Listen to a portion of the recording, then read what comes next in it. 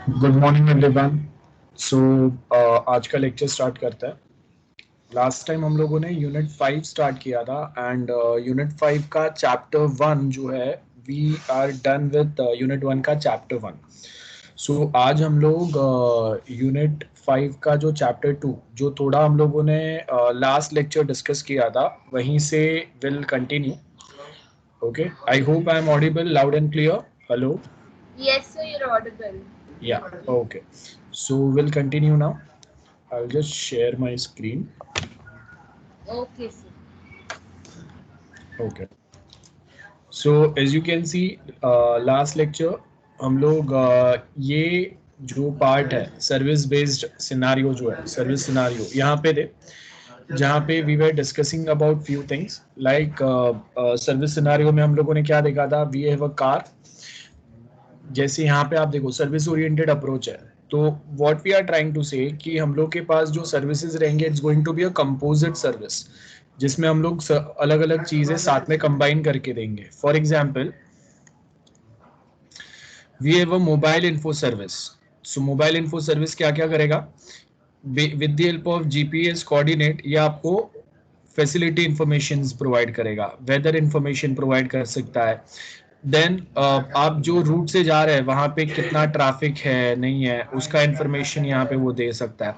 Then it can also it can also provide information about service discovery like finds the available different services। जहाँ पे देखो ये transmitter है, सो जो आपका लोकेशन सेंड करेगा और वहाँ पे कौन से ड्राइवर्स अवेलेबल है वो बताएगा। जैसे आप ओला या उबर में देखते हैं, सो नियरेस्ट कौन से ड्राइवर्स अवेलेबल है, एक सिंपल इंटरफेस प्रोवाइड करेगा ये चीज के लिए, जहाँ पे आप अपना सोर्स डेस्टिनेशन एंटर करेंगे। ये जो है ये लोकेटर जो है it discovers the cars position कि करेंटली उनके जो कार्स है उनके जो ड्राइवर्स है वो कहाँ पे है ना, और उसके हिसाब से then we have a translator जो क्या करेगा, ये रिसीवर के पास से इंफॉर्मेशन लेके रेडियो सिग्नल में कन्वर्ट करके आगे किसी को पास ऑन करेगा। अलग अलग पैटर्न कस्टमाइज वे हो सकता है। तो हम लोगों ने यहाँ पे बेसिकली लास्ट टाइम ये सर्विस बेस्ड आर्किटेक्चर में हम लोग ये बता रहे थे कि कार के अंदर आपके पास अगर ऐसा कोई इंफॉर्मेशन सिस्टम है तो वो कैसे काम कर सकता है। जो कार का इंफॉर्मेशन प्रोवाइड करेगा, कार पे एक सिंपल जीयूआई प्रोवाइड करेगा जहां से आपको कौन सा रूट सिलेक्ट करना चाहिए वो बताएगा। आपके रीजनल लैंग्वेज में बताएगा, मतलब आपका लैंग्वेज हिंदी है, इंग्लिश है, मराठी, गुजराती जो भी है वो लैंग्वेज में वो कन्वर्ट करके ट्रांसलेट करके बता सकता है। That's why we have a translator, language information use करके ये करेगा। Same way weather information and many other things. So as you can see, that's what it is given here. So we have such points out here. Okay.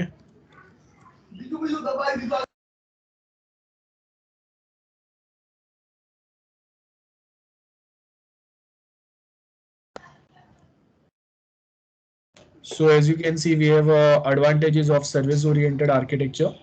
So service oriented architecture जो है इसका हम लोगों के full forms क्या रहेंगे। It is necessary to decide whether the system is programmed और deployed. सबसे इंपॉर्टेंट है ये, मतलब आपने खुद से इसको प्रोग्राम किया हुआ है या फिर आपने अलग अलग सर्विसेज कंबाइन किए, जैसे गूगल मैप एपीआई हम लोगों ने लिंक किया हुआ है, देन पेमेंट गेटवे हम लोगों ने साथ में कनेक्ट किया हुआ है, देन वीडियो कॉलिंग या चैटबॉट जो है वो हम लोगों ने और किसी के पास से लिंक किया हुआ है, और ये सबको साथ में हम लोगों ने कंबाइन एक कंपोजिट सर्विस बना के डिप्लॉय किया हुआ है on the client end. So as the car moves around, car के अंदर जो सॉफ्टवेयर है वो ये सारे सर्विसेज डिस्कवर करेगा और आपके लिए एक बेस्ट अप्रोप्रिएट इंफॉर्मेशन जो है वो आपको फाइंड आउट करके बताएगा। We can take example of Ola या उबर।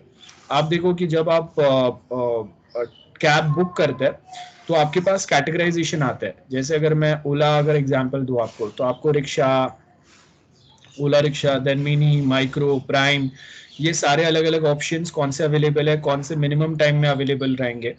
आप जो सोर्स से डेस्टिनेशन जा रहे हैं वो पिक आवर्स है या नॉर्मल आवर्स है, जब ट्रैफिक या कुछ ज़्यादा नहीं है तो वो कौन सा बेस्ट रूट अवेलेबल रहेगा वो बताएगा। देन उसके साथ में सेकेंड इन्फॉर्मेशन जो आपको मिलेगा कि आपका अप्रॉक्स जो चार्जेस है वो कितने रहेंगे फॉर दिस राइड, वो इन्फॉर्मेशन आपको प्रोवाइड करेगा, right. So this way we can have multiple such information with us. So that's one point. So ये अगर आप देखेंगे, these are the advantages of service oriented architecture.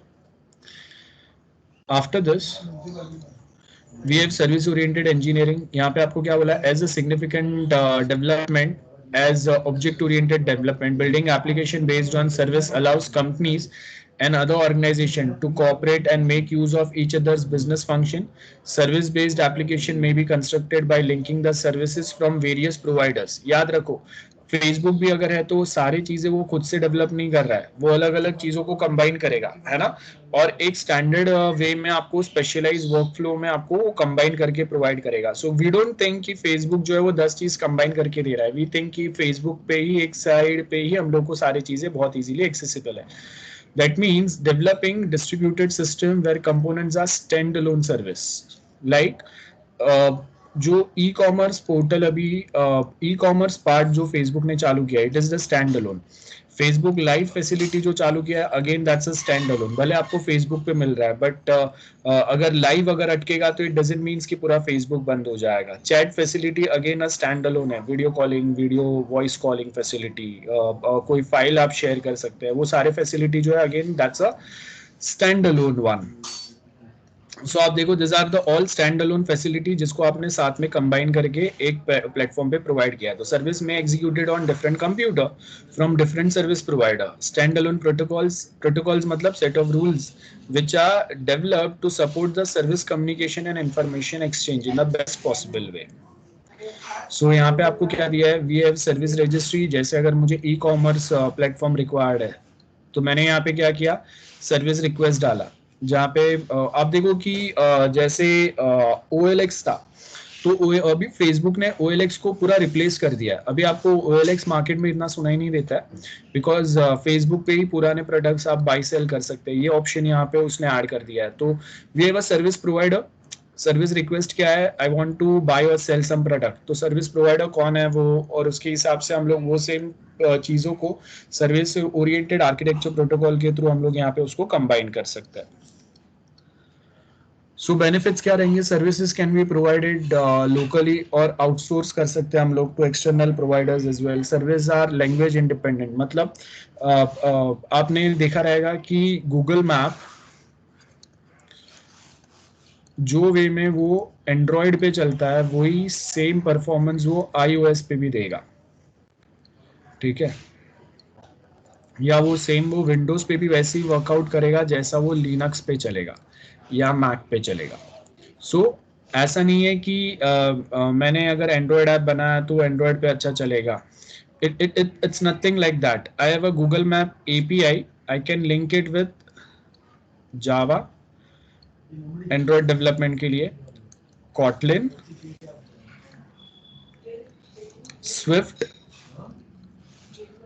Windows पे अगर मैं ASP.NET टाइप लैंग्वेज अगर यूज कर रहा हूँ वहां पे भी चलेगा. लिनक्स यहाँ पे अगर मैं PHP के थ्रू अगर कनेक्शन कर रहा हूँ तो भी, and same way for Mac. So that's language independent. Okay. Investment in legacy can be preserved. अब ये क्या बोला है कि आप सर्विसेज जो है वो लैंग्वेज इंडिपेंडेंट है.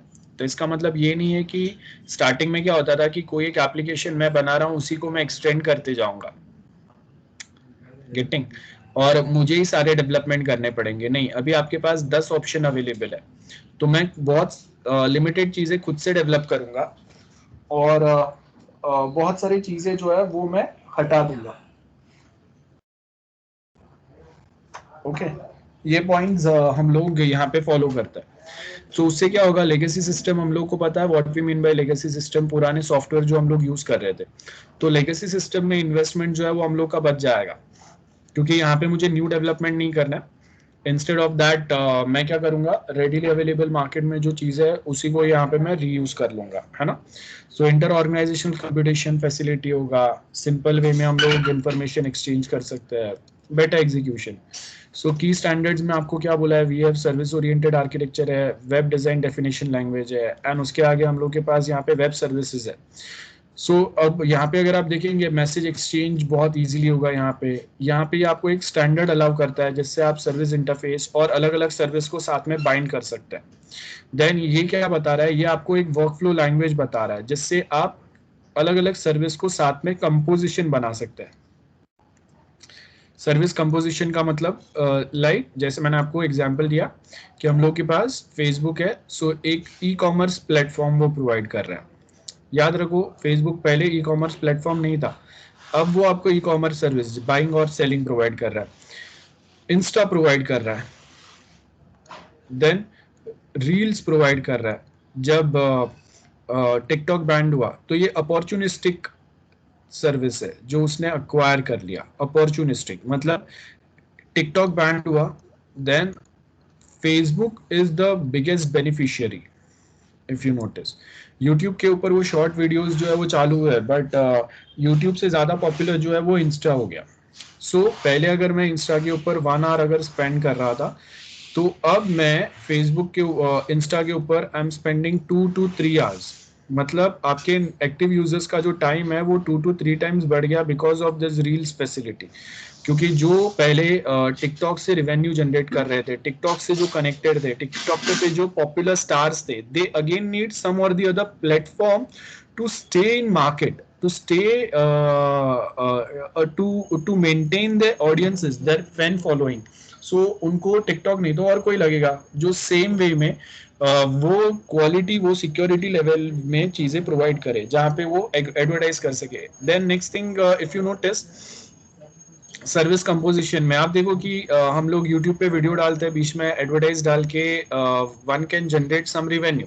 अब सेम वे मैं यूट्यूब पे फेसबुक पे वीडियो डाल के उसके बीच में भी जो एड्स आते हैं उसमें से भी one can generate a revenue. Getting?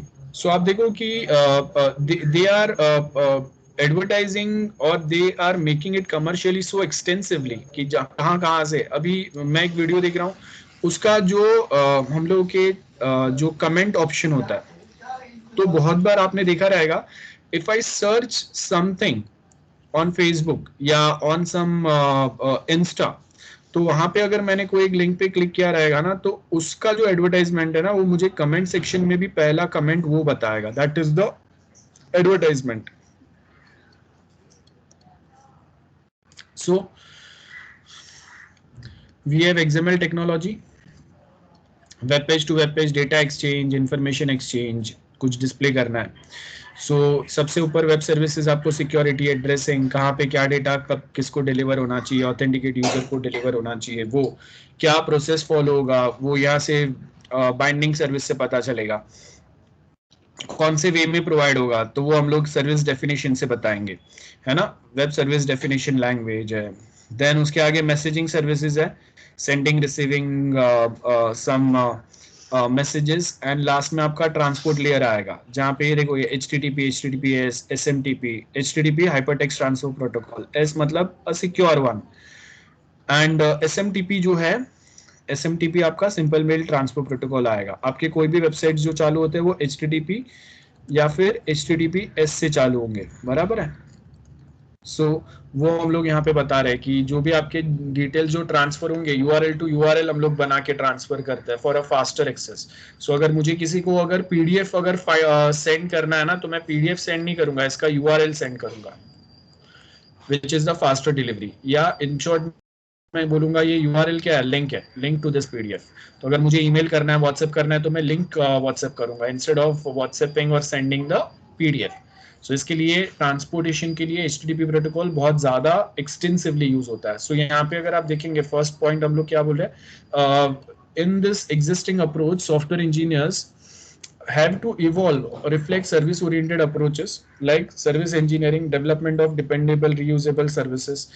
कहाँ पे क्या चीज हम लोग reuse करेंगे ये आपको देखना है। then उसके आगे क्या बोला है, development of dependable software like service development with reuse।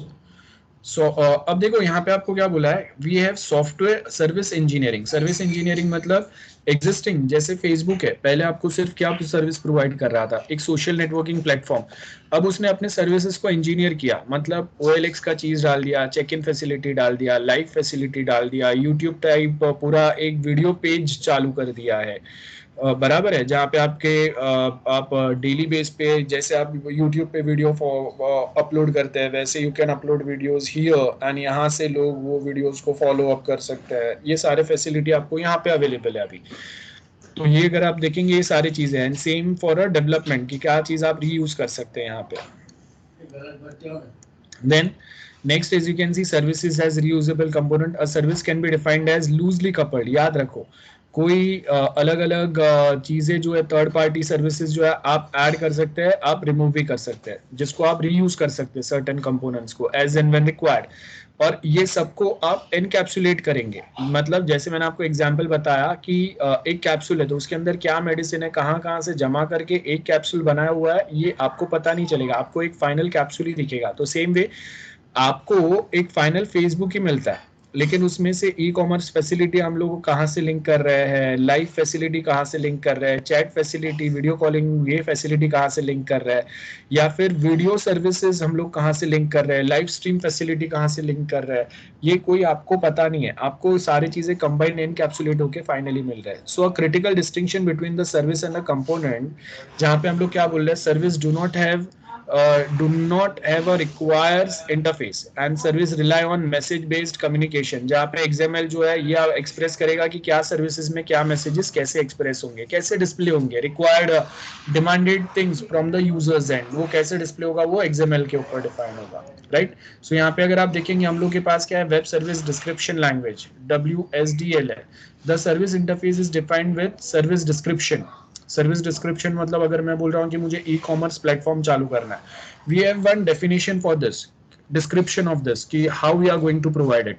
सो यहाँ पे अगर आप देखेंगे, हम लोग जो भी सर्विस प्रोवाइड करेंगे उसका लोकेशन जो है वो आपको URI या URL के थ्रू प्रोवाइड करेंगे। सो आप वो कैसे सर्विस उसको एक्सेस कर पाएंगे, कैसे वो आपस में बाइंड होंगे, उसके क्या रूल्स प्रोटोकॉल्स रहेंगे, ये एक स्ट्रॉन्ग रूल्स प्रोटोकॉल्स हम लोग बनाएंगे। जैसे Amazon has defined strong rules जो आपको कंपलसरी फॉलो करना ही पड़ेगा अगर आपको उनके सर्विसेज जो है वो अगर यूज करना है तो, या आपको उनका प्लेटफॉर्म पे अगर अपने प्रोडक्ट जो है वो सेल करना है तो। If you want to stay in competition, तो आपको या उनके साथ अगर बिजनेस करना है तो वो रूल फॉलो करना ही है। So as you can see, web service में आपको क्या बोला है, वी हैव इंट्रो, जहाँ पे हम लोग XML के थ्रू डिक्लेरेशन प्रोवाइड करेंगे। एब्स्ट्रैक्ट इन्फॉर्मेशन मतलब क्या टाइप, क्या इंटरफेस, क्या मैसेजेस पास होंगे, वो यहाँ पे हम लोग डिक्लेयर करेंगे। एंड कॉन्क्रीट इम्प्लीमेंटेशन मतलब कहाँ से क्या क्या सर्विस आप रीयूज करेंगे, क्या चीजें, क्या फंक्शंस आप बाइंड करेंगे, है ना, वो यहाँ पे दिया हुआ है। So this is one example. So we have now, web service में हम लोग क्या बता रहे हैं, क्या चीजें आपको कंबाइन करना है, कैसे करना है, कहां पे करना है। Like India ethnography is different, US ethnography is different, China again ethnography is different. So you are providing one same service at 3 different locations, so as per their culture, as per their people's taste, we supposed to modify, we supposed to filter out the details. Like we have Google Map, तो जब अगर आप India से, Indian IP address से Google map access करेंगे, तो जो places China अपना है ऐसा क्लेम करता है, वो गूगल मैप इंडिया में भी अगर ऐसा बताएगा कि Arunachal Pradesh is part of China, बराबर है, देन जो जम्मू एंड कश्मीर के पास जो लद्दाख रीजन है, that also claims by the China. तो अभी अगर ये सारे चीजें आप देखो कि कश्मीर, अगर हम लोग गूगल मैप अगर कश्मीर, अरुणाचल प्रदेश, ये सारे एरियाज जो है वो अगर चाइना और पाकिस्तान के पास बता दे, और इंडिया का मैप अगर चेंज करके बता दे जो गवर्नमेंट ने रिलीज किया उससे अलग, तो गवर्नमेंट के साइड से अपोजिशन आएगा, प्लस यहाँ के लोग जो है उनके अंदर देशभक्ति जागेगा, and they will also ban एक पूरा ट्विटर पे कैंपेन चालू हो जाएगा, राइट। सो आप देखो कि इसके लिए आपको क्या करना है कि आपको ये देखना है कि एथनोग्राफी क्या है, वहाँ पे बॉर्डर डिस्प्यूट्स क्या है, वहाँ के लोगों के सेंटिमेंट्स क्या है, क्या चीज़ के साथ, और उसके हिसाब से बहुत संभाल के चीज़ों को आपको रिप्रेजेंट करना है। आपने रिसेंटली देखा रहेगा कि थोड़े टाइम पहले पाकिस्तान का जो मैप था ना, उसमें जो Gilgit Baltistan, that is Pakistan occupied Kashmir, PoK जिसको हम लोग बोलते हैं, गलती से उन्होंने इंडिया वाला जो मैप है ना वो डिस्प्ले किया था। मतलब जब आप पाकिस्तानी आईपी एड्रेस से मैप, पाकिस्तान का मैप जब एक्सेस कर रहे थे, तो गवर्नमेंट के साइड से जो इमेज रिलीज हुआ था उसमें गलती से जो इमेज जो आ रहा था वो इंडिया टाइप का मैप आ रहा था। मतलब वहां पे ये बता रहे थे कि गिलगिट बाल्टिस्तान जो है which is occupied by Pakistan but it belongs to India. In short they have defined it at a part of India. So again क्या हुआ, इंटरनेशनल लेवल पे बेइज्जती हो गया। So that's why web services specification में बहुत सोच समझ के हम लोग को क्या प्रोवाइड करना है, कैसे प्रोवाइड करना है और किसको प्रोवाइड करना है, ये बहुत प्रॉपरली समझना रहता है। तो टेक्निकल के साथ में एथनोग्राफिक डिटेल्स भी आते हैं। तो ये हम लोग कुछ बता रहे, देखो क्या प्लेस है, सिंपल सा HTML टाइप कोडिंग है, आपको कहीं पे कोडिंग लिखना नहीं है। जस्ट एग्जाम्पल कि हम लोगों ने ये एलिमेंट नाम मतलब टैग नेम दिए हुए है, प्लेस है, टाइप है ना। सो उसके आगे टाउन है, कंट्री है, कौन से दिन पे क्या डेट क्या डेटा दिखना चाहिए, ये सब यहाँ से हम लोग बता सकते हैं। That is what it is given here. Next we have is a restful service. अब ये रेस्टफुल सर्विस होता क्या है? Before we discuss this part, I want you to just have a look at one video, so better में समझेगा. After that, we'll discuss this theory part. आपको proper समझेगा. Okay, so please have a look at this video first.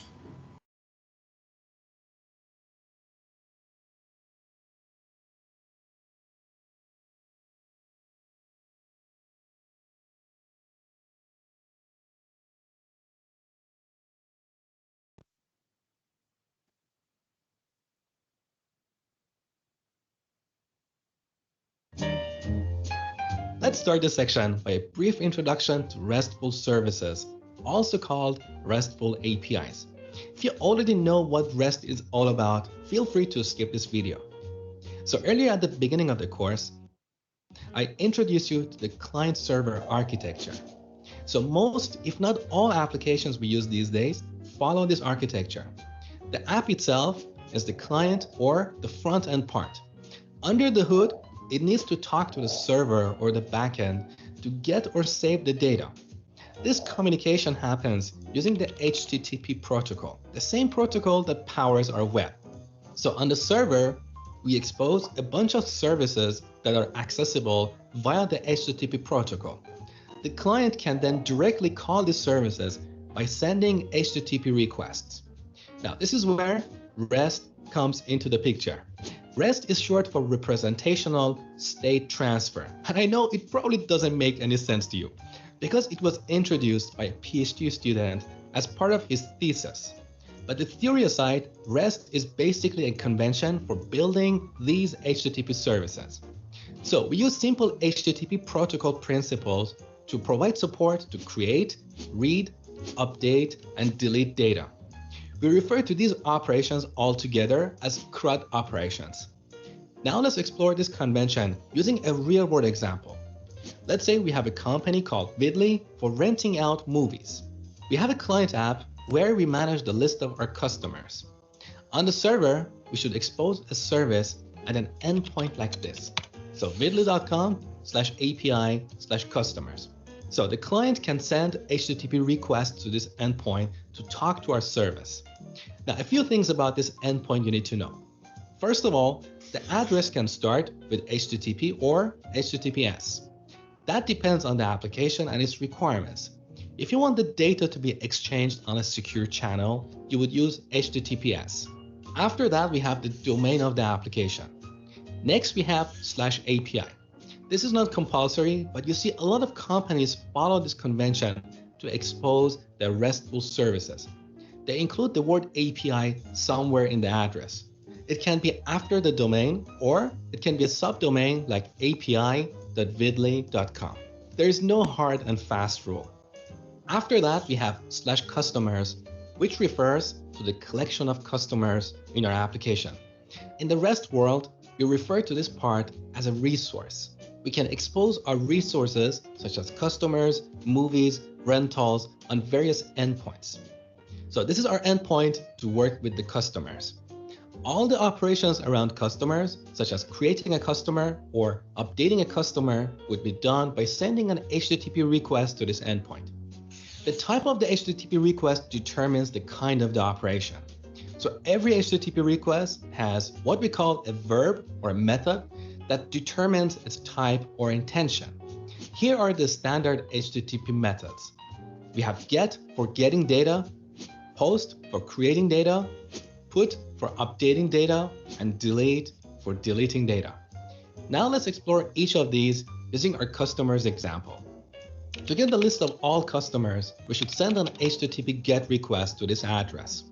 Note the plural name customers here. It indicates a list of customers. So when we send an HTTP GET request to this endpoint, our service should send us something like this. So we have an array of customer objects.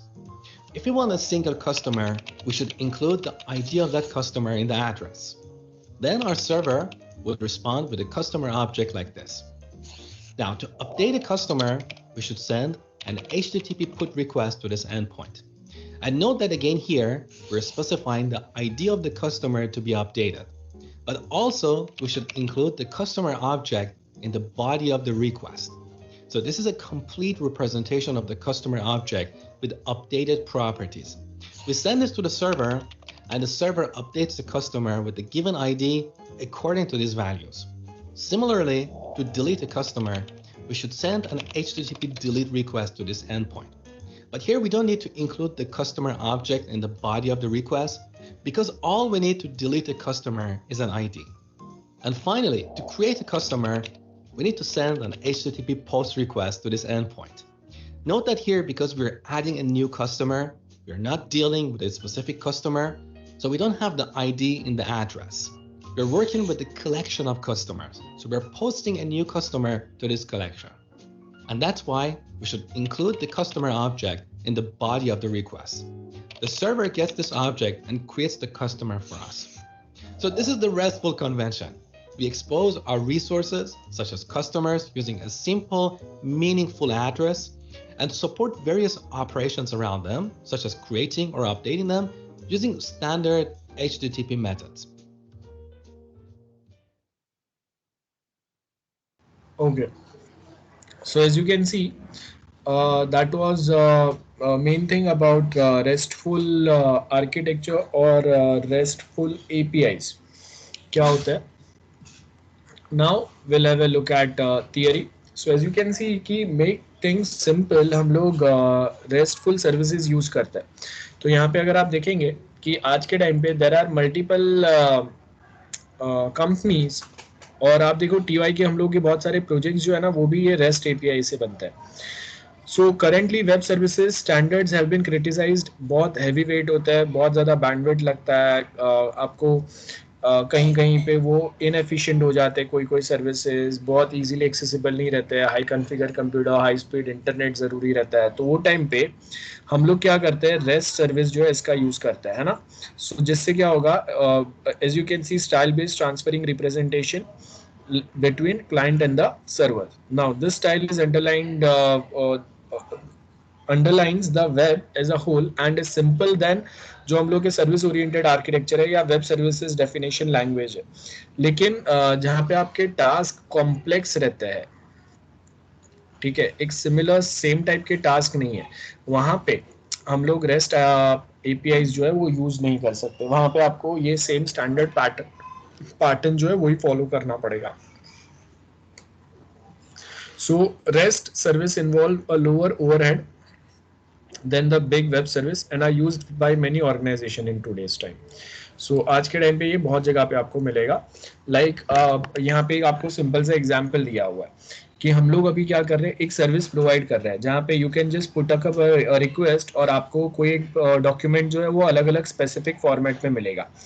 तो to make this thing simple हम लोग क्या कर सकते हैं, एक rest API जो है वो सेटअप कर सकते हैं. So whenever user ask to fetch out any XYZ type of a document, like कोई एक नोट्स हम लोग मांग रहे हैं, कोई बुक का चैप्टर मांग रहे हैं जैसे यहाँ पे आपको दिया हुआ है, कोई एक मेडिकल रिकॉर्ड, कैटलॉग, कोई एक डॉक्यूमेंट, कुछ भी हम लोग डिमांड कर रहे हैं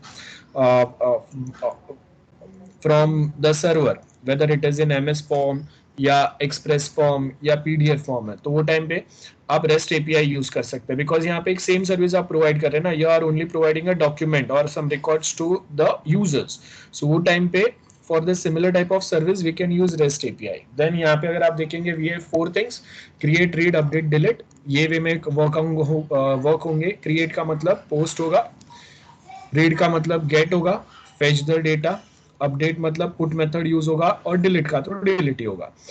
So, ये रिसोर्सेज है आपके. आपको कोई रिसोर्स अगर क्रिएट करने हैं तो पोस्ट मेथड, रीड करने हैं तो गेट मेथड, अपडेट करना है तो पुट मेथड, और डिलीट करना है तो डिलीट मेथड ही यूज होगा. आई hope this is very simple. चार कौन सा फंक्शन जो यहाँ पे यूज कर रहे हैं उसका नाम क्या है वो याद रखना है. एंड हर एक के लिए हम लोग URL जनरेट करेंगे. जैसे अभी आपने वीडियो में देखा वी यूज HTTP, और यहाँ पे जब हम लोग अगर REST API यूज करते हैं तो आपका एक सब डोमेन बनता है. सब डोमेन का मतलब क्या है, अगर मेरा कॉलेज का डोमेन जो है वो UPG, sorry, if college domain is upg.com, तो ये जो upg.com है इसको मैं यहाँ पे चेंज करके I can add it like HTTP,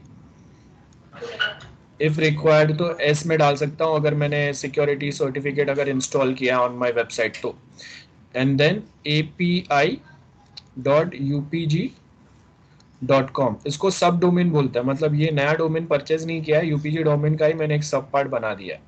तो ऐसे मैं बहुत सारे सब डोमेन बना के सेट आउट कर सकता हूँ.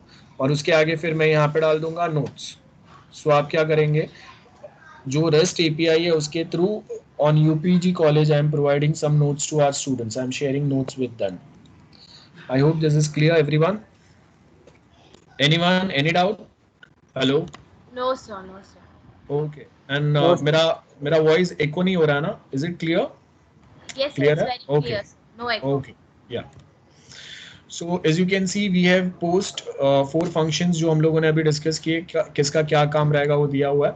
So REST एक्सेस अगर आपको करना है तो कैसे करेंगे, जैसे यहाँ पे आपको दिया हुआ है, देखो एक URL हमेशा जनरेट होगा और वो URL के थ्रू भी try to provide information. Like आपको वेदर डेटा रिक्वायर्ड है, तो अब देखो यहाँ पे कोई बहुत बड़ा यूनिक फीचर नहीं रहेगा. जो भी कोई आएगा वो अलग अलग दिन के अलग अलग प्लेसेस के वेदर डेटा डिमांड करेगा. सो ये आपके कुछ सिमिलर टाइप के ऑपरेशन है, तो वो टाइम पे we can use REST API. So यहाँ पे आपको दिया है weather data for each place. So database में से we only suppose to fetch out this information. So यहाँ पे हम लोग क्या करेंगे, invoke the get operation and return the list of maximum and minimum temperature कौन से प्लेसेस पे है, वो आपका वेदर डेटा हो गया.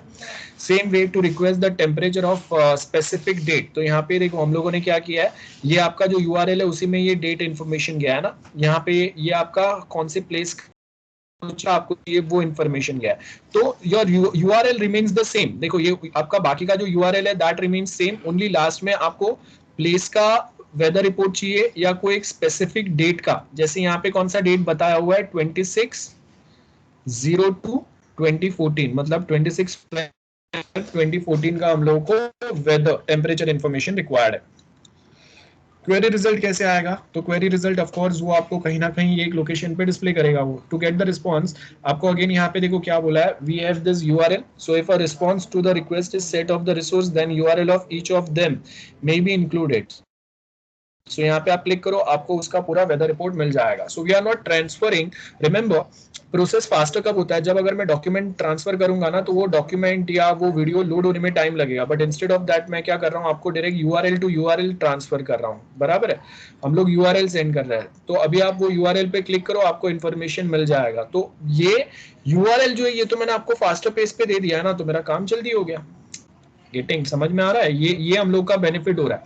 अब अगर मैं बोल रहा हूँ कि मुझे पूरा इंडिया का वेदर रिपोर्ट रिक्वायर्ड है, तो अब ये अगर मैं PDF फाइल में या वर्ड डॉक्यूमेंट में या एक्सेल फाइल में, बराबर है, किसी में भी अगर मैं आपके पास से डिमांड करूंगा, it will take time to transfer, send and this file, it takes time. But उसके जगह पे मैंने एक वो फाइल जो है एक लोकेशन पे रख दिया और उसका URL URL मैं आपको जनरेट करके दे रहा हूँ ना, you can share this URL with anyone, you can access this URL from any place, आपको इन्फॉर्मेशन मिल जाएगा। तो ये URL जो है it travels faster compare to this complete document, that's what we are trying to interpret here. Disadvantage क्या रहेंगे? अगर ये तो सिंपल सी चीजें थे कि भाई एक दिन का वेदर रिपोर्ट बताओ, ये प्लेस का बताओ, वो प्लेस का बताओ, लेकिन जब चीजें अगर कॉम्प्लेक्स होता है वो टाइम पे ये रेस्ट आर्किटेक्चर हेल्प नहीं करता आपको। सो जैसे जैसे चीजें कॉम्प्लेक्स होते जाएंगे वैसे वैसे हम लोग रेस्ट आर्किटेक्चर से नॉर्मल हम लोग के जो वेब सर्विसेज है वहां पे काम करेंगे, no problem, it work slow, लेकिन फिर भी हम लोग वही काम करेंगे। दूसरी बात, ये जो रेस्ट आर्किटेक्चर है ना, इसका कोई एक स्पेसिफिक स्टैंडर्ड नहीं है, जैसे वेब सर्विसेज का अपना खुद का स्टैंडर्ड रहता है कि कोई एक सर्विस वो ये ही पैटर्न में प्रोवाइड करेंगे। जैसे ई कॉमर्स है तो उसके स्टैंडर्ड रूल्स है आपके, और उसका एक बेसिक पैटर्न है कि हमेशा आप अब अगर ई कॉमर्स प्लेटफॉर्म देखोगे तो आपको प्रोडक्ट मिलेंगे, उसके प्राइजेस मिलेंगे, कुछ डिस्काउंट्स है तो वो मिलेंगे, और कोई एक प्रोडक्ट अगर बहुत महंगा है तो वो आप EMI पे खरीद सकते हो कि नहीं वो बताएगा, अगर EMI पे खरीदना है तो कौन से बैंक के क्रेडिट कार्ड्स अप्लाई होंगे, वहाँ पे क्या इंटरेस्ट होगा वो अप्लाई होगा। यू क्लिक ऑन बाई, आपका कार्ट में ऐड होगा, कार्ट हमेशा कंपलसरी रहेगा, that is the standard process. और फाइनली आपका जो भी कुछ हो गया, गो टू कार्ट, चेकआउट करेंगे, चेकआउट पे पेमेंट आएगा, डेट आपको बताएगा और आपका पेमेंट हो जाएगा। This is the standard process. Rest API में आप अलग अलग चीजें प्रोवाइड करने का ट्राई कर रहे हैं, सो वहां पे वो कोई ऐसा स्टैंडर्ड प्रोसेस नहीं है। I hope this is clear. So यहाँ पे अगर आप देखेंगे we have REST API and एक आपके सर्विस ओरिएंटेड आर्किटेक्चर है, तो आपका जो प्रोसेस है वो कॉम्प्लेक्स है या सिंपल है, उसके हिसाब से ये दोनों में से कोई एक हम लोग यूज करेंगे। तो आपका सर्विस रिक्वेस्ट सिंपल है, रेस्ट API कॉम्प्लेक्स है, तो सर्विस ओरिएंटेड आर्किटेक्चर। तो that's one part of our unit 5 का चैप्टर 2। सेकेंड जो है that is service engineering. Okay, so service engineering का मतलब क्या रहेगा? As you can see the process of developing a service for a reuse in service oriented architecture. अब जैसे software engineering था, तो सॉफ्टवेयर इंजीनियरिंग का मतलब क्या था कि आप पूरा सॉफ्टवेयर खुद से नहीं बनाएंगे, एग्जिस्टिंग सॉफ्टवेयर बना है तो उसको और एफिशिएंट बनाएंगे, उसको और बेटर बनाएंगे, टेक्नोलॉजिकल एडवांसमेंट आएंगे, कहीं पे अगर कोई फंक्शन काम की नहीं है उसको एलिमिनेट कर देंगे। पहले वो सिर्फ अगर वेबसाइट ही था उसका, तो अभी हम लोग मोबाइल ऐप उस पर इंप्लीमेंट करने का ट्राई करेंगे। तो हर वे में उसको और बेटर और एडवांस बनाना, that's what we mean by this. अब जब सर्विस की बात करते हैं हम लोग, तो ये सेम इंजीनियरिंग जो है वो सर्विसेज पे अप्लाई होता है, मतलब एग्जिस्टिंग सर्विसेज को और बेटर बनाना, कोई नए सर्विस जो मार्केट में अवेलेबल है। अब देखो कि हर एक सर्विस, हर एक चीज मैं खुद से प्रोवाइड नहीं कर सकता, तो मैं क्या करूंगा, जो ये सर्विसेज प्रोवाइड कर रहे हैं उनके साथ में कोलैबोरेट करके एक कंपोजिट सर्विस प्रोवाइड करूंगा, जहां पे कोई एक चीज है जो मेरे पास अवेलेबल है वो मैं रीयूज करूंगा, और जो मार्केट में बहुत इजीली अवेलेबल है वो थर्ड पार्टी सर्विसेज को मैं ऐड करूंगा। So that is what we mean by reuse. कि गूगल मैप है तो गूगल मैप में खुद से नहीं बनाऊंगा, मैं वो सेम सर्विस को रीयूज कर लूंगा। The service has to be designed as reusable, जिसको हम लोग खुद से और बाकी लोग भी यूज कर पाए। गूगल मैप ने अपना सर्विस ऐसे नहीं बनाया कि सिर्फ वही यूज कर पाए, दुनिया भर यूज करता है, that's why they are generating so huge revenue, है ना। तो ये फंक्शनलिटी ये वे में देना है आपको। तो service must be documented so that it can be discovered, understood by potential user. ऐसा नहीं होना चाहिए कि क्या सर्विस आप प्रोवाइड कर रहे हो समझने में ही 10 दिन लग रहा है। सो बहुत सिंपल है, सर्विस ओरिएंटेड। सर्विस रिक्वायरमेंट क्या है, उसका सिंपल इंटरफेस बनाओ, सर्विस डिजाइन बनाएंगे, इंप्लीमेंट करेंगे, डिप्लॉय करेंगे, बाद में कंटिन्यूस उसका टेस्टिंग एंड मेंटेनेंस चलते रहेगा, और इसमें हम लोग उसको और इम्प्रूव करने की ट्राई करेंगे। प्लेस टू प्लेस वहाँ पे लोगों के चेंजेस, डिमांड्स क्या है, उनके एक्सपेक्टेशन क्या है, उसके हिसाब से वापस मॉडिफिकेशंस आएंगे। जैसे मैंने आपको एग्जांपल दिया गूगल मैप्स का, राइट। सो गूगल मैप, आप देखो कि बहुत सारे कंट्रीज के बीच में बॉर्डर डिस्प्यूट्स है, तो अब गूगल मैप का ये रिस्पॉन्सिबिलिटी है कि आप जहाँ पे रन कर रहे हो वो अपने कंट्री का क्या बॉर्डर क्लेम करते हैं, उसके हिसाब से ही आपको वहां पे वो मैप बताना है। तो आप अगर देखेंगे इंडियन IP एड्रेस से गूगल मैप जो आपको दिखता है वो अलग है, चाइनीज IP एड्रेस से आपको जो मैप्स दिखेंगे इंडिया और चाइना के, दैट इज डिफरेंट। और वर्ल्ड के जैसे US के IP एड्रेस से अगर मैं गूगल मैप एक्सेस करके उस पर अगर इंडिया और चाइना का मैप देखूंगा तो दैट्स डिफरेंट। लाइक एग्जाम्पल लेते हैं हम लोग अरुणाचल प्रदेश। अब जगह अगर मैं इंडियन IP एड्रेस से गूगल मैप एक्सेस करूंगा इंडिया का map, then it shows Arunachal Pradesh is part of India. Chinese IP address से अगर मैं गूगल मैप अगर एक्सेस करता हूं तो ये बताएगा कि this Arunachal Pradesh is part of China. And अगर मैं यूएस के आईपी एड्रेस से अगर गूगल मैप एक्सेस करूंगा, then it shows Arunachal Pradesh which is marked in red, which is a disputed territory, not the part of India, neither China. Getting? So ये आपके कहीं ना कहीं पे ये आपके validations होते हैं जो आपको follow करने रहते हैं, because we claim और हम लोग के सेंटिमेंट्स के साथ जुड़ा हुआ है ये. सो ऐसे बॉर्डर डिस्प्यूट जो है वो आपको मिडिल ईस्ट कंट्री में भी बहुत सारे मिलेंगे. आप देखो सालों से जो लड़ाई चल रहा है वही चल रहा है. इजराइल वाला लड़ाई देख लो आप, सालों से जो जेरूसलम के बारे में चल रहा है सेम चल रहा है. So there are so many such fights going on between countries, और वॉर हो जाता है. जम्मू कश्मीर वॉर हो गए हम लोग के, तो अब वो जो है वो कहीं ना कहीं हम लोग के हिस्ट्री से लिंक्ड है, उसका हम लोगों का वैल्यू जो है वो बहुत अलग है. तो अगर आपको एक सॉफ्टवेयर अगर ये प्लेस पे रन कर रहे हो और आपको यहाँ का हिस्ट्री नहीं पता है, और आप जो मैप यहाँ का लोगों को दिखाना चाहिए वो छोड़ के आप पाकिस्तान वाला मैप अगर बताएंगे, तो ऑफ कोर्स यहाँ के लोग आपका एप्लीकेशन या आपका बॉयकॉट ही कर देंगे. So that's the biggest loss for you. So वो देखना होता है हमेशा. सो सर्विस कैंडिडेट में क्या बोला है? Service should support business processes. Service candidate identification involves understanding the organisation business process. अब यहाँ पे क्या बोला है? 3 फंडामेंटल टाइप्स ऑफ सर्विस रहेंगे.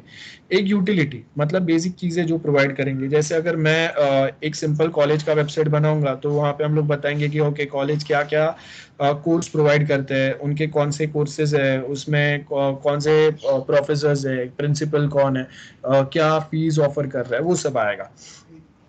देन बिजनेस सर्विसेज में हम लोग अभी जो हम लोग के कॉलेज स्टूडेंट है उनको online attendance, online registration, online admission या फिर ऑनलाइन लेक्चर व्यूइंग, ये सारे ऑप्शंस दे रहे हैं, राइट. ये आपके पॉइंट्स आएंगे. एंड लास्ट में आपके पास थर्ड जो है दैट इज कोऑर्डिनेशन सर्विसेज, जहाँ पे अभी हम लोगों ने जो हम लोगों का कॉलेज का जो सॉफ्टवेयर है, college software is connected with MS team, जो पहले नहीं था. ये दोनों कंबाइन हो रहा है. Getting? both this service are combined.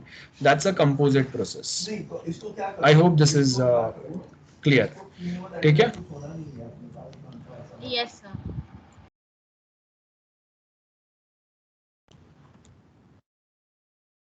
So that's one thing. उसके बाद में टास्क एंड एंटिटी है. So we all know task मतलब एक छोटा सा प्रोसेस, एंटिटी मतलब कोई एक ऑब्जेक्ट या कुछ काम होगा. जैसे हम लोग के पास डेटाबेस में एंटिटी रिलेशनशिप डायग्राम बनाते हैं हम लोग, ER डायग्राम. सो सेम है एंटिटी, मतलब अलग अलग जो ऑब्जेक्ट्स रहेंगे आपके सॉफ्टवेयर पे वो आपस में कैसे कम्युनिकेट करेंगे.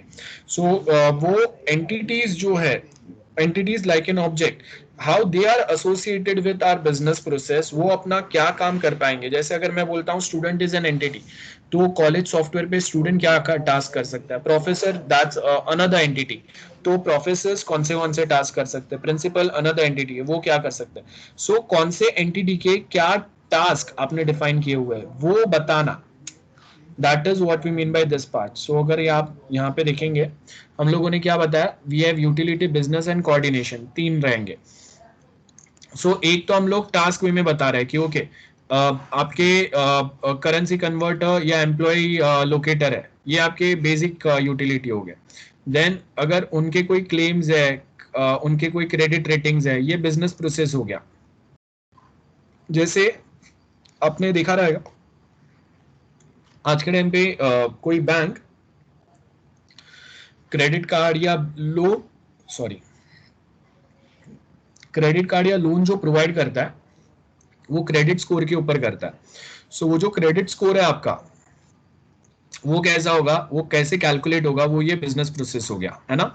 देन सेम वे एंटिटी में हम लोग क्या बताएंगे कि ओके कौन सा स्टूडेंट है, उसका एक्सपेंस क्या है, उसका फीस कितना आया हुआ है, कौन से मेथड से उसने फी पे किया हुआ है, इंस्टॉलमेंट में अगर फी पे किया है तो कितना बाकी है, कितना पे करना है, एग्जाम फी कितना भरना बाकी है, ये सब हम लोग यहाँ पे बिजनेस प्रोसेस में आएगा. कोऑर्डिनेशन, ये दोनों को जब हम लोग एक्सटर्नल कोई सप्लायर के साथ में अगर कनेक्ट करेंगे, प्रोसेस, एक्सपेंस, क्लेम, एंड उसके साथ में ये एक्सटर्नल सप्लायर जो है उसको आपको कितना पे करना पड़ा, ये दोनों चीज़ों को कंबाइन करने के लिए.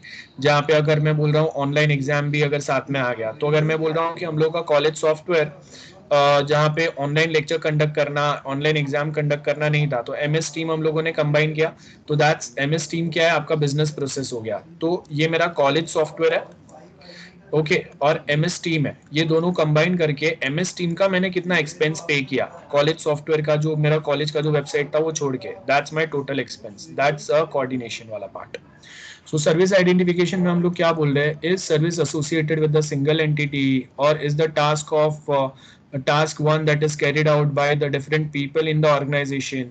so अगर मैं बोल रहा हूँ कि ऑनलाइन एग्जाम है तो यस ऑनलाइन एग्जाम जो है ऑनलाइन एग्जाम पोर्टल जो है that can be utilised by BCom BSc IT अलग अलग, और वो हर एक के जो उनके एग्जाम पैटर्न या इवेल्युएशन पैटर्न रहेंगे it's going to be different from one another, है ना।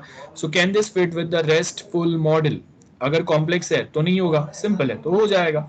सो एग्जाम जो है that's a quite a complex task, लेकिन हम लोगों ने उसको क्या किया हुआ है, MS फॉर्म जो है वो क्या करता है, आप जो भी फॉर्म क्रिएट करेंगे वो आप एक फॉर्म क्रिएट करो और उसको आप लिंक कर दो ऑन योर MS टीम। तो आप जब MS टीम से एग्जाम देंगे तो आपको वो फॉर्म विजिबल होता है, और वो फॉर्म जो है वो हम लोगों का अलग एक सर्विस से चल रहा है। सो उसके वजह से कहीं पे भी ये फॉर्म जो आपका लैग नहीं कर रहा है। आप देखो कि हम लोग दो सर्विसेज जो है उसको कंबाइन कर रहे हैं for providing a smooth connection, ठीक है, for a better performance. So service independent रहने चाहिए। तो आपका MS टीम जो है दैट्स डिफरेंट, और एग्जाम के लिए जो MS फॉर्म है that's different. This two different services which are linked together and finally आपका एक ऑनलाइन एग्जाम बन रहा है। सेम वे जब अगर हम लोग यहाँ पे जब वीडियो लेक्चर आई मीन अभी ये जो हम लोग ऑनलाइन लेक्चर कंडक्ट कर रहे हैं, सो दिस वॉइस कॉल और video call which is going on, और उसके साथ में we have some this recording mechanism that is the screen recording software. तो ये दो चीज कंबाइन आ रहा है, और उसके बाद में फाइनली जो स्क्रीन रिकॉर्डर है वो ये वीडियो ये रिकॉर्डिंग जो भी लेक्चर है इसको प्रोसेस करके एक अच्छा सा HD वर्जन उसका क्रिएट करके देगा। सो वो आपको बेसिक पॉइंट दिए हुए। देन नॉन फंक्शनल रिक्वायरमेंट क्या रहेंगे, सो अगर नॉन फंक्शनल में बोलूंगा कि आपको ऑनलाइन लेक्चर्स अगर अटेंड करने हैं तो आपको 4G नेटवर्क सर्विस रिक्वायर्ड रहेगा, एक ऐसा फोन जिसके ऊपर वेबकैम भी अवेलेबल हो, माइक स्पीकर भी प्रॉपर चलता हो, वैसे कुछ आपके नॉन फंक्शनल रिक्वायरमेंट्स रहेंगे। प्लस MS टीम जैसा जो चीज है वो विंडोज XP से बेटर मिनिमम विंडोज 8 या 10 के ऊपर बेटर चल सकता है, ये हम लोग कुछ बता सकते हैं, ठीक है। अब यहाँ पे आपको एक एग्जांपल दिया हुआ है, एक लार्ज कंपनी है जो कंप्यूटर सेल कर रहा है।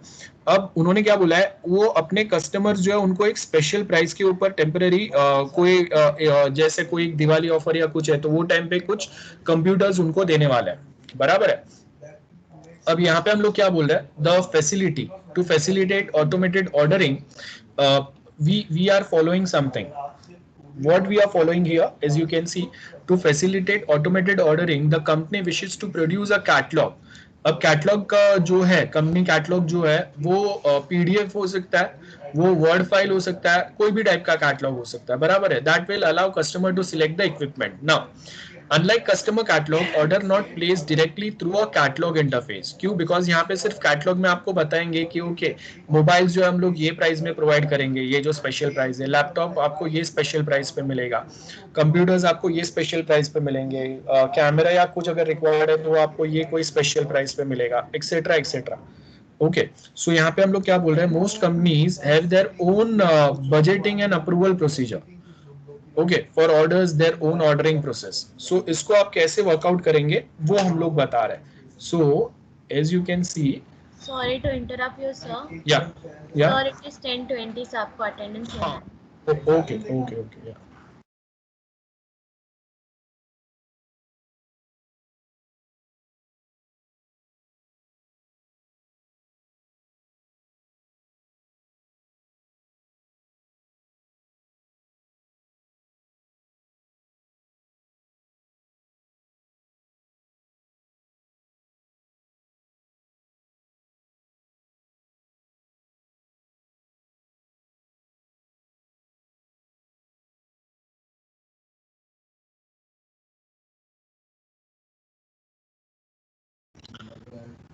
okay.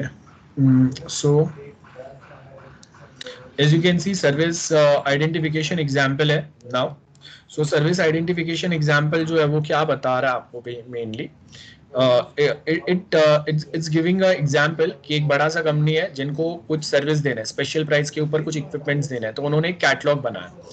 अब ये कैटलॉग जो है वो ये PDF फाइल हो सकता है, या एक URL मैं आपको सेंड कर सकता हूँ जिसके ऊपर आपको ये कैटलॉग का फाइल मिलेगा, लेकिन आप ये कैटलॉग से डायरेक्टली बाय नहीं कर सकते। तो मुझे क्या करना पड़ेगा, यहाँ पे अगर मैंने कोई एक मोबाइल अगर बताया हुआ है, सो मोबाइल के ऊपर मैं लिंक क्रिएट करूंगा। आप जब इस पे क्लिक करेंगे, so it will redirect you to Amazon, जहां से यू कैन परचेस इट। ठीक है, this pattern we can follow. So unlike a consumer catalogue, orders are not placed directly through a catalogue, instead goods are ordered through a web based procurement service like Amazon type कोई online e-commerce service रहेगा। So most companies have their own budgeting and approval procedure for order, their own ordering processes. I hope this is clear. Then उसके आगे catalogue service है। So same जैसे आपने बोला है, created by supplier to show कौन से goods वो क्या आप ऑर्डर कर सकते हैं, क्या प्राइस पे आपको मिलेंगे वो। सर्विस रिक्वायरमेंट, स्पेशल वर्जन बनेंगे कैटलॉग के जो हर किसी को अवेलेबल नहीं रहेंगे, बराबर है। और ये जो कैटलॉग है ये डाउनलोडेबल रहेंगे। देन स्पेसिफिकेशन, प्राइस रहेंगे, कितने आपको बताएंगे। सो यहाँ पे आपको क्या बोला है, specification and prices of up to 6 item में be compared at a time. ऐसा नहीं होगा कि 100 आइटम्स में एक साथ कंपेयर कर सकता हूँ, नहीं। कोई भी 6 अलग अलग फोन या लैपटॉप मैंने कंपेरिजन में मैं डाल सकता हूँ, उससे बड़ा कंपेरिजन यहाँ पे पॉसिबल नहीं रहेगा on one screen at a time. So browsing and searching facility जो है वो अवेलेबल रहेगा, and a function shall be provided to allow delivery date order item to be protected. So क्या टाइम पे, जैसे अगर मैं बोल रहा हूँ कि फास्टेस्ट डिलीवरी जो मोबाइल का रहेगा वो मुझे बताओ, तो डिलीवरी, फास्टेस्ट डिलीवरी के हिसाब से आपको वो प्रोडक्ट फेच आउट करके बता सकता है। देन उसके आगे हम लोग ये बता सकते हैं कि ओके सबसे अच्छा रेटिंग किसका है, कौन से प्रोडक्ट का है, वो वाले हम लोग परचेस कर सकते हैं ना। तो ये अलग अलग पैटर्न आपके यहाँ पे हो सकता है ना। नॉन फंक्शनल क्या होगा, access shall be restricted to employees, जो ऑर्गेनाइजेशन के हैं उनको ही एक्सेस रहेगा। ये आपके नॉन फंक्शनल रिक्वायरमेंट हो गए। प्राइस जो ऑफर कर रहा है ये कॉन्फिडेंशियल रहने चाहिए, बिकॉज सबके लिए ये सेम प्राइस नहीं रहेंगे, ये स्पेशल प्राइस है जो खाली सिलेक्टेड लोगों के लिए ही रहेंगे। और कैटलॉग कितने टाइम के लिए अवेलेबल होना चाहिए, तो हम लोगों ने एक स्पेसिफिक टाइम सेट किया हुआ है कि ओके 7 to 11 तक ही ये कैटलॉग अवेलेबल रहेगा, उसके बाद में you can not access this catalogue, और इस पे जो प्राइस है वो भी एक्सेसिबल नहीं रहेगा। और कैटलॉग जो है वो एट अ टाइम 10 रिक्वेस्ट ही ले सकता है पर सेकेंड। तो अगर इससे ज्यादा अगर गया तो क्या होगा, आगे के जो रिक्वेस्ट है वो अभी के लिए टेम्पररी कैंसिल हो जाएंगे या पोस्टपोन हो जाएगा, या आपको बताएगा कि temporary catalogue is not available या सर्विस इज नॉट एक्सेसिबल, ऐसा कुछ आपको एरर बता देगा। या फिर हम लोगों को ये एरर नहीं बताना है, तो it will take a time कि अगर वो सेकेंड पे अगर उतना टाइम हो गया, so then it will take like 10-20 seconds to get the access of this catalogue, है ना। ये पैटर्न हो सकता है। देन फंक्शनल, अगर आप देखेंगे यहाँ पे आपको क्या बोला है, functional description of catalog service. So एक टू मेक द कैटलॉग, आप यहाँ पे क्या करेंगे, अब देखो जो हम लोगों ने जो रेस्टफुल एपीआई देखा था, तो उसमें यहाँ पे क्या बोला है, क्रिएट अ वर्जन, मतलब सबसे पहले आप मेक कैटलॉग मतलब क्रिएट करना है कैटलॉग। तो वो आप डाउनलोडेबल पीडीएफ वर्जन बना सकते हैं, वर्ड डॉक्यूमेंट बना सकते हैं, एक्सएमएल डॉक्यूमेंट बना सकते हैं, जो डायरेक्टली वो वेब पेज के ऊपर आप बाद में डिस्प्ले कर सको, है ना, उसका यूआरएल शेयर करते हैं। लुकअप मतलब display all the data associated with the that specific catalogue, complete catalogue, तो वो लुकअप आएगा। सर्च मतलब एक कैटलॉग में 100 आइटम दिए हुए हैं, उसमें से अभी सिर्फ मुझे मोबाइल और वो भी आईफोन सर्च करना है, तो वो टाइम पे आपके पास सर्च फैसिलिटी होना चाहिए। उसके आगे कंपैरिजन फैसिलिटी होना चाहिए, डिलीवरी कब होगा वो होना चाहिए, और वर्चुअल ऑर्डर हम लोग प्लेस कर सके वो होना चाहिए कि ओके अभी मैं ये प्रोडक्ट परचेज नहीं कर रहा हूँ, but I just put it up कि जैसे ये प्रोडक्ट रिलीज होगा मैं इमीडिएटली इसको खरीदूंगा या मैं इसको कल खरीदूंगा, ऐसा फ्यूचर ऑर्डर भी हम लोग ऐड कर सके, ऐसा कोई हम लोग के पास पॉइंट होना चाहिए। सो सर्विस इंटरफेस क्या बता रहा है, involve thinking about the operation associated with the service, message exchange कैसे होगा, number of message exchange to complete the service request, and service state information, जहाँ पे हम लोग क्या मैसेजेस आया है, किसके क्या ऑर्डर आया है, किसने क्या रिक्वेस्ट किया हुआ है, वो सब यहाँ पे देखेंगे। अब देखो यहाँ पे आपको क्या बोला है, एक हम लोग के पास लॉजिकल इंटरफेस डिजाइन रहेगा, start with the service requirement and define the operation names parameters, है ना। और उसके साथ में क्या बोला है, exception should also be define कि अगर रन टाइम अगर कोई एरर आता है उसको हैंडल करने के लिए। सेम वे मैसेज डिजाइन में आपका सर्विस ओरिएंटेड आर्किटेक्चर आएगा, बहुत इंपॉर्टेंट है, जहाँ पे आप जब तो वो मैसेजेस को सिंपल समझने के लिए कभी कभी हम लोग उसके यूएमएल डायग्राम बनाते हैं और web page to web page ये graphics, images, details easily search या एक्सचेंज करने के लिए हम लोग एक्सएमएल फाइल्स भी बना सकते हैं। ठीक है, तो ये वे में हम लोग वेब सर्विसेज जो है इसको आप कन्वर्ट करेंगे मैसेजेस को ये वेब सर्विस फॉर्मेट में और देन वो आप डायरेक्टली प्रोवाइड कर सकते हैं in form of notation like UML diagram या XML diagram. Then interface design, of course designs जो रहेंगे आपको मतलब आप कहां से एक्सेस कर सकते हैं ये चीजों को, तो उसके लिए रेस्ट यूज कर सकते हैं। इफ रिक्वायर्ड अगर कॉम्प्लेक्स है तो यूज नहीं करेंगे। तो अब देखो यहाँ पे सिंपल दिया हुआ है कैटलॉग इंटरफेस डिजाइन है, ये आपके ऑपरेशंस है। I can make catalogue look for any catalog and I can search a catalog, search some item from that catalog। तो इनपुट क्या दूंगा मैं, आउटपुट क्या मिलना चाहिए और रन टाइम एरर्स अगर आएंगे तो क्या एक्सेप्शंस हो सकता है वो यहाँ पे दिया हुआ है। तो ये अभी हम लोग बहुत बार ऐसे एक्सेप्शन हैंडलिंग मैकेनिज्म हम लोगों ने पढ़ा हुआ है, उसी का ये टेबुलर रिप्रेजेंटेशन दिया हुआ है आपको। तो आई होप बहुत इजीली आप ये समझ सकते हैं। जैसे मैंने कंपनी आईडी डाला, पीडीएफ डिमांड किया मैंने उसका, तो क्या होगा वो कैटलॉग वो स्पेसिफिक कंपनी का आपको अवेलेबल हो जाएगा अगर आपने करेक्ट कंपनी आईडी एंटर किया है। अगर कंपनी आईडी करेक्ट नहीं है तो आपको क्या एक्सेप्शन क्या बताएगा, इनवैलिड कंपनी आईडी, सिंपल है। इनवैलिड कैटलॉग नंबर अगर कैटलॉग आपने रॉन्ग दिया हुआ है या फिर और कोई सिमिलर आपने कुछ सर्च किया हुआ है तो आपने जो सर्च किया वो search string is not correct या आपने जो कीवर्ड लिखा हो वो करेक्ट नहीं है, तो यहाँ पे आपको क्या बताएगा कि आपने जो स्ट्रिंग लिखा हुआ है that string is not correct, है ना, बैडली फॉर्म्ड सर्च स्ट्रिंग, मतलब आप कुछ चीज सर्च करने की ट्राई कर रहे हो वो करेक्ट आपने ऐड ऑर्डर नहीं लिखा हुआ है। सेम वे कंपैरिजन अगर करेंगे डिफरेंट प्रोडक्ट के तो मैं अलग अलग कंपनी आईडी प्रोवाइड करूंगा, उसके कैटलॉग नंबर्स प्रोवाइड करूंगा और उसके कोई एट्रीब्यूट मतलब प्राइस, रैम ये मोबाइल में इतना है, इसमें इनबिल्ट मेमोरी इतना आएगा, देन प्रोसेसर ये वाला है, इसका प्राइस ये है, दूसरा मोबाइल कौन सा है, तो ये तो वो टाइम पे कहीं कहीं पे अगर हम लोगों ने कंपैरिजन रॉन्ग डाला हुआ है तो उसका क्या एक्सेप्शन आ सकता है। सो ये देखिए बहुत सिंपल है, आई होप आप पढ़ सकते हैं।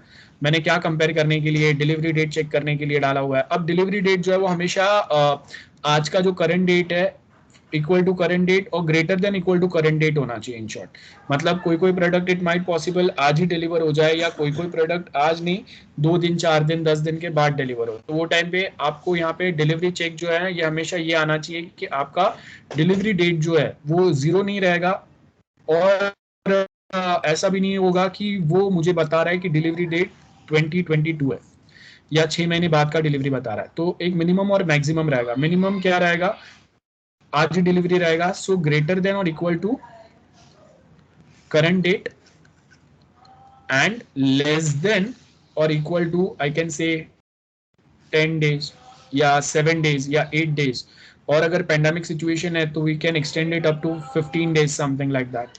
सो एक मिनिमम और एक मैक्सिमम कैप होना चाहिए कि इसके आगे आपका डिलीवरी एक्सटेंड नहीं होगा और जो भी मिनिमम डिलीवरी प्रोडक्ट है उसको आपको ये टाइम के अंदर डिलीवर करना पड़ेगा। आई कैन नॉट से कि it will take 2 months to deliver this product, नहीं, ये ऐसा पॉसिबल ही नहीं रहेगा, ये कंडीशन डालना जरूरी है, तो वो हम लोग यहाँ पे ऐड करेंगे। सो आई होप आप देख सकते हैं क्या इनपुट डालेंगे, क्या आउटपुट मिलना चाहिए, और अगर वो आउटपुट नहीं आएगा तो रन टाइम एरर क्या जनरेट हो सकता है वो हम लोगों ने यहाँ पे एक्सेप्शन में मेंशन किया हुआ है। ओके उसका ही सेम एक यूआरएल रिप्रेजेंटेशन है। सो यहाँ पे हम लोगों ने क्या डाला, we have customer ID that is a string, customer number है एंड कितने आइटम्स मुझे ऑर्डर करना है। सो अब यहाँ पे हम लोगों ने क्या बोला, कस्टमर आईडी जो है it should be 6, then customer number 10 का होना चाहिए, number of item should be greater than 10, greater than 10 नहीं है मतलब आपने कोई भी ऑर्डर नहीं किया हुआ है ना। देन आउटपुट में क्या मिलेगा, आपका जो कस्टमर नंबर है वो बताएगा कि ओके कस्टमर नंबर है, और अगर कोई प्रोडक्ट अगर डिलीवर करना है, सो यहाँ पे क्या बोला, delivery date should be greater than today's date, मतलब आज अगर डिलीवर हो रहा है तो ठीक है, अदरवाइज कल डिलीवरी होगा तो it should be greater then, it should not display कि ऑन 1st April जो है ये दिन ये बता रहा है कि 31st March को मैं डिलीवर करूंगा, this is wrong. Same way बाकी सब के बारे में आपको दिया हुआ है। आई होप बहुत सिंपल यूएमएल डायग्राम है। रेस्ट इंटरफेस क्या बोला है, there should be a resource representation and company specific catalog रहेंगे, this should have a URL form Now each catalog item should have its own URL. Now get operation क्या बोला है, lookup काम करेगा, एक lookup काम किसके थ्रू होगा, get मेथड के थ्रू. सर्च काम के लिए हम लोग अगेन get मेथड यूज करेंगे, है ना, और जहां से आपको फिर फाइनल वो आपका जो रिजल्ट जनरेट होगा उसके लिए URL जनरेट होकर आपको मिल जाएगा. कंपेयर अगर करने कोई प्रोडक्ट आपको, तो सबसे पहले गेट ऑपरेशन के थ्रू आप मल्टीपल प्रोडक्ट्स जो है उसका इन्फॉर्मेशन लेंगे और कंपेयर करने के लिए आप उसको पोस्ट मेथड यूज करेंगे. डिलीवरी अगर चेक करना है, वर्चुअल ऑर्डर्स अगर डालना है, तो वो टाइम पे पोस्ट मेथड यूज करेंगे to check for the delivery. और वर्चुअल ऑर्डर का मतलब है वो डालने के लिए देन इन्फॉर्मेशन रिट्रीव करना पड़ेगा, डिलीवरी डेट और वो सब के लिए. तो वो कैलकुलेट करने के लिए जो इन्फॉर्मेशन रिट्रीव होगा वो गेट मेथड के थ्रू होगा, रीड जो होगा वो गेट मेथड के थ्रू होगा. लेगेसी का मतलब क्या होता है, पुराने सॉफ्टवेयर जो हम लोग यूज कर रहे थे. अब जब हम लोग रेस्ट आर्किटेक्चर या कंपोजिट सर्विस बनाते हैं, तो इससे हम लोगों का बेनिफिट क्या होता है कि स्टार्टिंग में हर एक चीज जो हम लोग को डेवलप करना पड़ रहा था, जिससे हम लोग का डेवलपमेंट कॉस्ट जो बढ़ रहा था, वो यहाँ पे कहीं ना कहीं कम होता है. तो service can be implemented by implementing a service interface on existing legacy system. मतलब आपको अभी अपना जो पुराना जो सॉफ्टवेयर है उसको पूरा नया डेवलप करने की या उसमें हर एक फंक्शन खुद से ऐड करने की जरूरत नहीं है. मैं क्या करूंगा, यहाँ पे अलग अलग सर्विस, कंपोजिट सर्विस क्रिएट करूंगा, जिसमें से few will be developed in house, third party के पास से कोई ले लूंगा, है ना, और किसी के मैं डायरेक्ट API लिंक कर दूंगा. थर्ड पार्टी मतलब मैंने अलग से बना के लिए किसी के पास से, ये मैंने खुद से डेवलप किया, और ये तो मैं मार्केट में रेडी API जो अवेलेबल है वो यूज कर रहा हूँ. सो इससे मेरा लेगेसी सिस्टम जो है इसके ऊपर अलग अलग फंक्शनलिटी करंट ट्रेंड्स टेक्नोलॉजी के हिसाब से आ सकता है. External application can also access this functionality by putting this APIs.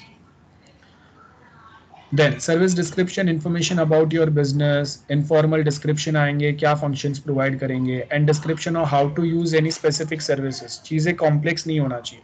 तो अगर आप service oriented architecture use कर रहे हैं या आप RESTful architecture use कर रहे हैं, दोनों का आपको description देना है कि how one can access those services, कैसे, और subscription of information that allows users to register for the information and their updated services. कि जैसे अगर मैं बोल रहा हूँ कि मैंने Amazon के ऊपर कोई एक मोबाइल मुझे परचेस करना था, अब वो न्यू लॉन्च होने वाला है, तो मैं क्या करूंगा, एक इंटीमेशन डाल के रखूंगा कि whenever Amazon launches this product give me N intimation, तो मैं जाके वो टाइम पे वो मोबाइल परचेस कर सकता हूँ. ये होने के बाद में next come service composition. Simple है, जो अभी हम लोगों ने बोला, existing service are composed and configured to create new composite services, जहाँ पे थोड़े बहुत मैं खुद से और थोड़े बहुत मैं और किसी से लूंगा. जैसे मेक माई ट्रिप है, सो यहाँ पे अगर आप देखेंगे, if we take the example of make my trip, तो वो क्या करता है, आपको एक ट्रैवल पैकेज बताता है कि जैसे अगर सपोज मुझे गोवा जाना है, तो ये मुझे बताएगा कि ओके अगर बाय एयर जाना है तो कौन से फ्लाइट्स अवेलेबल है और वो फ्लाइट्स के प्राइस रेंज क्या है. अगर बाय ट्रेन जाना है तो कौन से ट्रेन अवेलेबल है, तो ट्रेन बुकिंग साइट पे आपको भेजेगा, या ट्रेन के आपको अलग अलग ऑप्शंस बताएगा. So as you can see, travel reservation service allows flights, car hire, hotel booking, ये सब आपको यहाँ पे बताता है ना. और उसको आप अलग अलग लोकेशन पे, अब अगर मैं होटल बुक कर रहा हूँ तो वो मेक माई ट्रिप पे नहीं होगा, वो ऑफिशियल बुकिंग जो है वो होटल पे ही होगा. सो यहाँ पे अगर आप देखेंगे, this is my composite service. Flight booking ये अलग सर्विस जो इंटीग्रेट किया हुआ है, होटल बुकिंग अलग सर्विस जो हम लोगों ने इंटीग्रेट किया हुआ है, टैक्सी या कार अरेंज अगर करना है अलग सर्विस जो इंटीग्रेट किया हुआ है. देन ये कुछ चीज जो हम लोगों ने डेवलप किया हुआ है, this is the develop one. Book attraction again a develop one, कौन से डेट पे कहाँ पे आप जाएंगे. सो ये दो चीज डेवलप किया है, and this is reused services, जिससे आपका पूरा एक वैकेशन पैकेज या ट्रैवल साइट बनेगा, लाइक मेक माई ट्रिप. सो यहाँ पे वही दिया हुआ है, वर्क फ्लो बताएंगे आपको क्या चीज बताना है, सर्विस लिस्ट आएंगे, स्पेसिफिकेशंस आएंगे, उसके डिजाइन्स बनाएंगे, कैसे वे में उसको हम लोग एग्जीक्यूट करेंगे वो आएगा, और डिप्लॉय कैसे करेंगे, डिप्लॉय मतलब यूजर्स उसको कैसे यूज कर पाएंगे, वो सारे पॉइंट्स रहेंगे. देन कंस्ट्रक्शन कंपोजिशन, उसमें क्या आएगा, formulate outline. In this initial stage of service, you can use the requirement of the composite service as the basis of creating the ideal service design.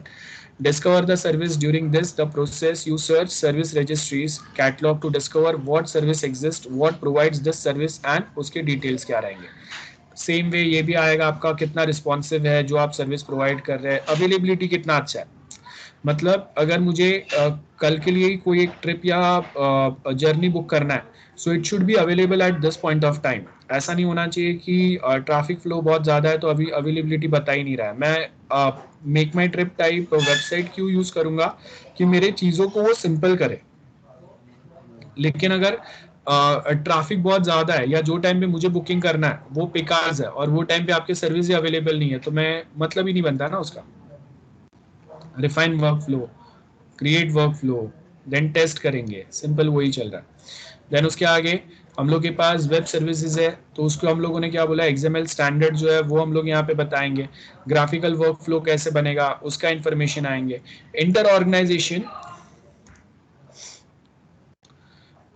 देखो inter organisation system, हर एक work flow कैसे separate होगा, उसके बीच में message exchange कैसे होगा. मतलब make my trip ने अपने प्लेटफॉर्म से फ्लाइट बुक करा, सो मैसेज एक्सचेंज होना चाहिए किसके पास, सपोज इंडिगो या गो एयर के पास, जिसके ऊपर टिकट बुक हुआ है by our customer. Same for taxi booking, like मैंने टैक्सी बुक करने के लिए आपको ऑप्शन दिया था, रेंट पे लेने के लिए मैंने ऑप्शन दिया था, तो आपने सेम हम लोग के प्लेटफॉर्म से बुकिंग किया हुआ है, तो जहाँ पे बुक किया है उसका आपके पास उनको ये सेम इंफॉर्मेशन जाना चाहिए. सिंपल है. सो वो वाले पॉइंट्स यहाँ पे आएंगे. अब होटल बुकिंग वर्कफ्लो काम कैसे करेगा. Get the information requirement of the hotel, मुझे 2 स्टार 3 स्टार 5 स्टार क्या स्टार होटल चाहिए. चेक द अवेलेबिलिटी कि कौन से डेट पे मुझे चाहिए, वो टाइम पे रूम्स अवेलेबल है. अगर अवेलेबल है go for the reservation. Available नहीं है so again you will just ask them to either change the date या सिलेक्ट एनी अदर होटल, है ना. और अगर वो बोलता है कि नहीं यही टाइम पे मुझे चाहिए, देन कैंसिल द प्रोसेस, अगर उसको और कोई नहीं चाहिए.